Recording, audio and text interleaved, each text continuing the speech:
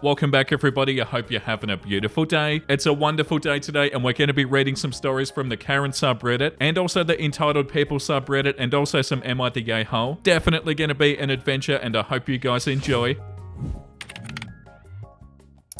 The first story that we're going to read today is about a Karen. I got followed for close to a mile by a crazy Karen when I was walking my dog. Last night around 10 p.m, I was taking my dog for a walk through the neighborhood. We don't have a yard, so we have to walk her 3 times a day so she can do her business. I always pick up after her and people usually give a friendly wave when they see us, but not tonight. My dog starts doing her duty at the edge of somebody's yard while I stand on the street holding the leash. I'm starting to pull out my poop bag when this woman comes running up to us yelling, "Don't let your dog poop here." I was surprised and weirded out, but I told her, "Don't worry, I'm picking it up." She keeps getting closer to us yelling, "No, don't let your dog poop on my property. My window's open and I don't want to smell it. Control your dog. Make your dog stop." My dog's mid-turd at the moment, so I explained that dogs don't really work that way. I told her I can't stop her from pooping, but I will pick it up. The lady's not listening to me and just keeps on getting closer, yelling about dog poop or something. My dog starts growling at her, so I warn her by saying, "Please don't get too close to my dog, she does bite." And then the lady says, "Okay, I'm calling the police and they're gonna arrest you." I say that's okay, and I ask her to please go into her house and call the police. She tries to go back into her house, but it seems whoever she lives with has locked her out. I wonder why. She starts running towards me again, and I again warn her that my dog will bite. My dog is growling and barking now. Because dogs don't like screaming Karens in their face, Karen starts screaming at me to pick up the poop and that she's gonna call the police to have me arrested. I said, "Ma'am, I'll deal with that later. Right now, your hostile behavior is creating an unsafe situation for me and my dog, so we're gonna leave now." She starts screaming profanities, calling me names and chasing after me. I just continue to walk away thinking that it'll end there. But no, she continues to follow me down the street. I can hear her yelling into her phone at the police to come and arrest me. I hear her telling them that I threatened her with a dog bite. I just keep on walking knowing the cops are telling her to go home and they'll deal with it later. In brackets, never. She continues to walk behind me at about a 15-foot distance. She's now yelling in another language at somebody who I assume is the person who locked her out of the house. I hope that she'll stop following me eventually so I can go home. I don't want her to see where I live, so I take several detours, but she just keeps on following me from about 15 feet away. I don't have my phone, so I can't call for help. I decide to head into the downtown area to find somebody to help. This lady followed me almost a mile into town. From 15 feet away, she just silently followed me, walking my dog through the neighborhoods and business districts and across the highway into town. She had her phone out recording me. I was getting really annoyed and I made it to a busy bar that had 5 young men standing outside. Unfortunately, they're all speaking in a foreign language as well. I turn around and tell the lady to stop following me. She starts yelling, "You follow me back my house for police to arrest you. You threatened me dog bite. Follow me now. Police want to arrest you." I told her, "Sure, I'll follow you. You lead the way." She almost fell for it, but she saw me try to slip away and turned around and started her whole yelling thing again. The young men outside the bar just kept talking amongst themselves. I continued walking through town with the lady following me and recording me on her phone. I finally ran into a woman who approached me with a very concerned look on her face. I said, "Can you please help me? This lady has been following me for over an hour." The nice lady said, "I know, I've been watching this go on for a minute." She confronted the Karen, telling her to leave me alone. The nice lady looked at me and said, "Just go." So while Karen was busy yelling at the nice lady about how my dog pooped or whatever, I just started running. I ran through a couple of businesses and onto a back street and I was able to lose Karen. I walked a full mile back to my house and I locked the door behind me. I don't know what kind of crazy that was. All I know is that I feel really bad for whoever was inside the house with the doors locked. I hope they're okay. Wow, so because your dog was taking a poop on their lawn, they felt like they were gonna get you arrested? What the hell? That's so terrifying because you didn't do anything. And like, what did they think the police were gonna do? That's so wild. I'm so happy the other person helped you, OP. Yeah, this comment. "So you took Karen for a walk? I hope you picked up her poop." And OP said, "Of course, I'm a responsible Karen walker. I must admit that she does still need some training for all that yapping." Yeah, I don't understand how that even happens. Like, was she bored or something and didn't have anything to do and then decided to do this? It's so confusing too, because in no world would the police arrest OP. Like, I don't even know what they were thinking. Good start to the episode though. The next one is an Am I the A-hole post. "Am I the A-hole for not making my wife choose between me and her affair partner? As soon as I found out, I moved out and I filed for divorce. Counseling is not on the table. An open relationship is out. I'm not interested in having anything to do with her again. She tried to say that if I would ask that she would choose me. Gross, I don't want her. Some of our friends think that I should have fought for our marriage. What are you talking about? Why the hell would you fight for somebody who's having an affair? I offer to sleep with them or their wives to see how they feel about the situation then. No one has taken me up on my kind and Christian offer. I'm paying my half of the lease on the apartment. There are 4 months left. In the meantime, I'm going to work and then spending my time off at all-inclusive resorts. It's cheaper than getting an apartment for myself. Am I the a-hole for not trying to save our marriage? No, OP, not even a little bit. And why the hell should you fight for somebody like that? Like, oh yeah, I'm really gonna fight to be with somebody who's gonna cheat on me? No, that's ridiculous, and you're doing the right thing, OP.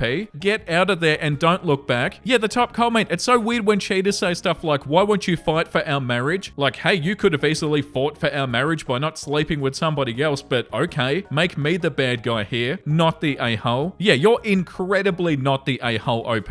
Like, if they're okay to betray you like this, OP, you have every right in the world to never speak to them again, let alone bloody fighting for them. Get out of here. That's so stupid and so manipulative. Yeah, and the comment under that one too, not the a-hole. If she was gonna choose you, she shouldn't have had an affair. And I like your response to the friends too. Yeah, same. I don't know what the friends were even talking about. Like, oh, you should have fought more. Oh, get out of here. Yeah, you couldn't be more not the a-hole, OP. I can't believe that.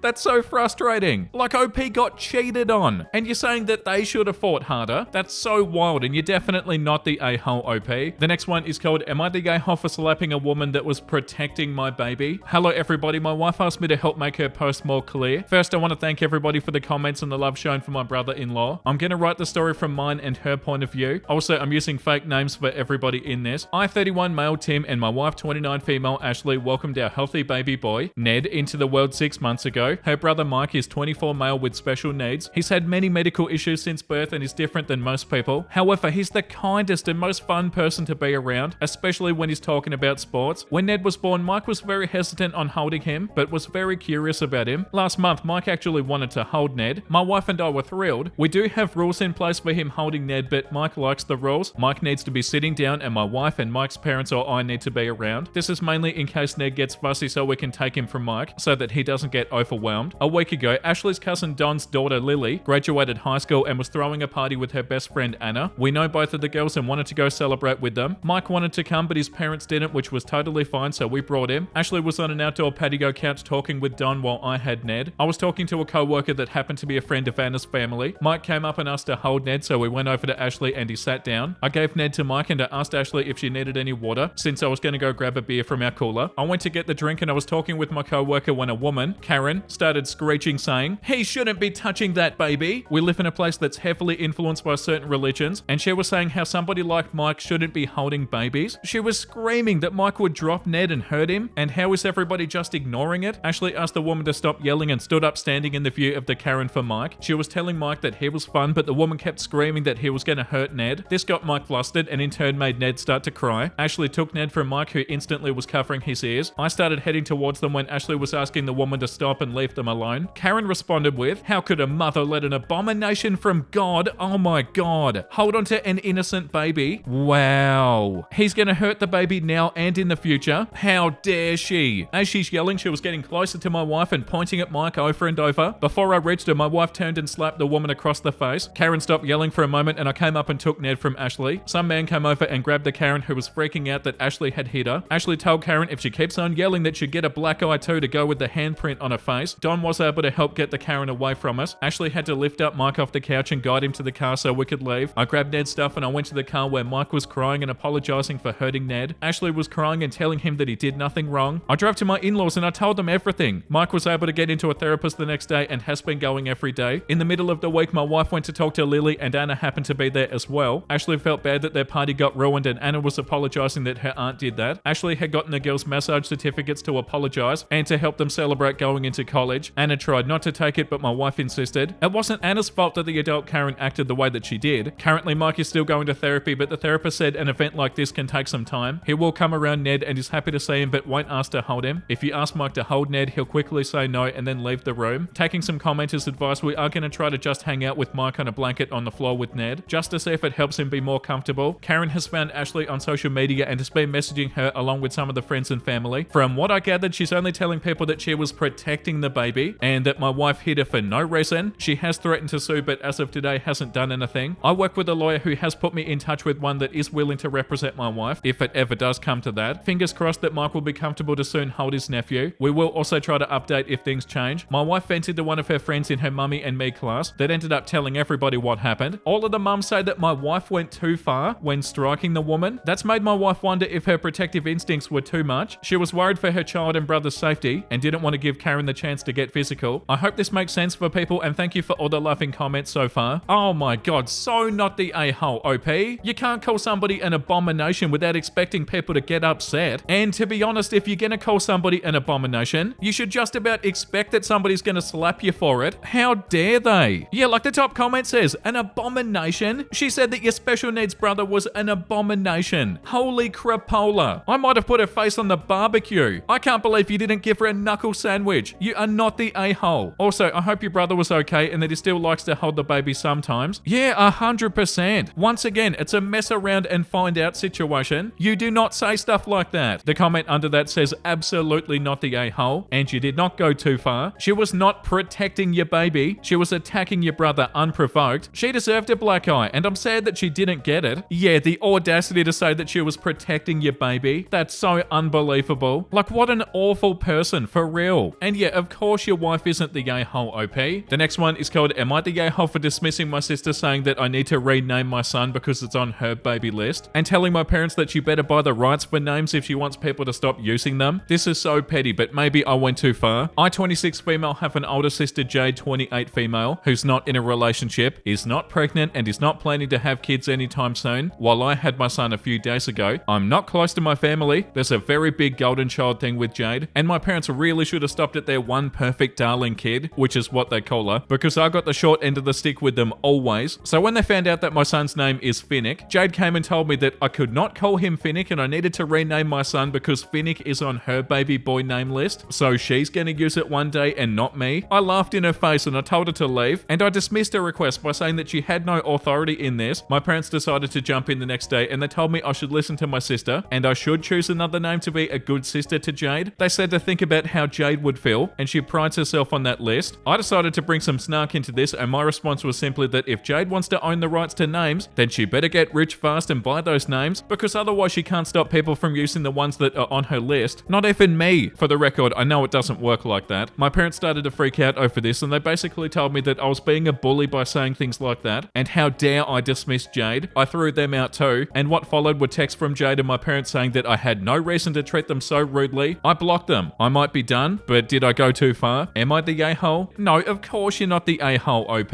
How bloody ridiculous. Oh yeah, I know that I'm not even in a relationship and I'm not pregnant and I have no plans on having a kid in the foreseeable future, but you're not allowed to use a name that's on my name list? What a bloody joke. Yeah, this comment, yeah, what a weird thing to center herself around. A baby name list is something that she prides herself in when she's not even in a relationship or planning to have kids anytime soon. This girl needs a better hobby than making a list of names to gatekeep. Might be a lot of the reason why she's single. Yeah, and typical too, the parents just backing her up. No, you're not the a-hole, OP, and I feel like you did the right thing. The top comment says not the a-hole. If you looked over your sister's list and you told her certain names were off limits because they were on your list, would she offer you the same benefit? Of course not. This is the action of a child who was given special treatment by your parents and never told no in her life. She grew up into an adult who doesn't seem to comprehend that there are other people in the world and you can't dictate the terms of another person's life. You name your baby whatever it is you wish to name them. You tell your sister that she survived the millions of other people having the same name as her future baby, so she'll survive yours if you happen to choose that name. And the comment under that says, or better yet, tell them that Jade is on your list and that she should be a good sister and change her name in case you have a daughter next. Yeah, how silly. You're definitely not the a-hole, OP. The next story that we're going to read is on the Entitled People subreddit. Entitled coworker was not invited to a coworker's birthday party and thinks that she gets to be an a-hole all day. I work in a small office, 5 of us and the boss. We all work from home. One coworker is a real toxic a-hole. She's mean, rude, condescending, and an all-around unpleasant person. One coworker had her 30th birthday party yesterday. It was one of those painting places where everybody watches the instructor and paints. I had no idea that she wasn't invited until this morning. She was like a pit viper all morning, being mean and rude and insulting, showing everybody mistakes they made months ago, taking personal digs at each of us, called the birthday celebrant fat. The entitled one is 300 pounds and 5'5" lol, and yelled at me for not answering the phone fast enough. She finally asked me why so-and-so didn't invite her to her party. I told her to ask her, but if she's pissed that she wasn't invited, that doesn't mean she gets to treat everybody horribly all day. She finally confronted the birthday girl, who told her, "You're mean and you're hard to be around. I don't like you, that's why. Wow.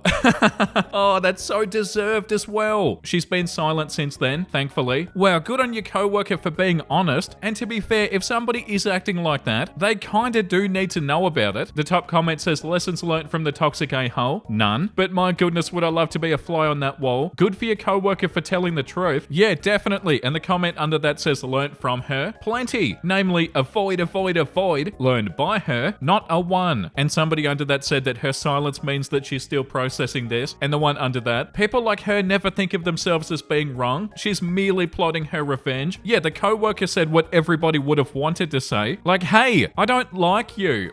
And that's why, okay? How about you stop being mean and awful to people? Maybe that'd help a little bit. The next one is called You Paid for a Kid's Milk. Now buy my cigarettes. I used to work at a little convenience store in a very small town. Every customer was a regular. I had this one kid who was about 12 years old. He came every school day on his bike. He brought a chocolate milk and a thing of cheese crackers every single day. The total at the time was $2.08 after tax, US dollars. The kid always paid in change like it came out of his piggy bank. One day he came in with a look that said that he had a really bad day. He shuffled through the store and grabbed his usual but was short about 10 cents. He went to put his crackers up and I pulled a dime out of my pocket, smiled at him saying that he's all good and to enjoy his snack. The kid thanked me and left looking quite a bit happier. The next customer was a regular as well, but was a man in his 40s and he wanted his usual pack of cigarettes. I ring him up and I tell him the total. He smiles and says, well, aren't you paying for it? I tell him no. He proceeded to yell at me that if I'm buying customer stuff, then I should pay for his cigarettes. Wow, so he wasn't joking? There's a line of customers behind him that saw what had happened with the kid. I tell him that there's a difference between helping a kid who is slightly short for an after-school snack and a full-grown man trying to force a woman to buy his smokes. He starts to yell at me about favoritism, and I look at him in the eye and tell him, yeah, and? He proceeds to yell insults at me before I simply grab his cigarettes and I put them back on the shelf. The guy is like, what are you doing? I'm buying those. I respond, not today and not from me. Please leave. He starts to reach across the counter when I step back. Now, it's important to note that I was about 7 months pregnant at the time, and stepping back revealed my pregnant belly. I'm short, so the counter typically hid this feature. I wasn't doing it to reveal anything. I was only getting out of rage. The customers behind him started to riot about him attacking a pregnant woman for helping a kid. The guy was no longer a regular. He left in a huff, and every customer behind him started an after-school snack fund for the kid. Started with the first guy putting an extra $1 on the counter for the kid, and it just kept on going until I set a jar. The kid had free chocolate milk for almost a month before I had to go on maternity leave. Wow, that's so entitled. When you said that he said, well, aren't you paying for it? I assumed that he was joking, because I can definitely see somebody joking about that in that situation. Like, oh, you're gonna buy these too? But no, they weren't joking, and then they started yelling at OP.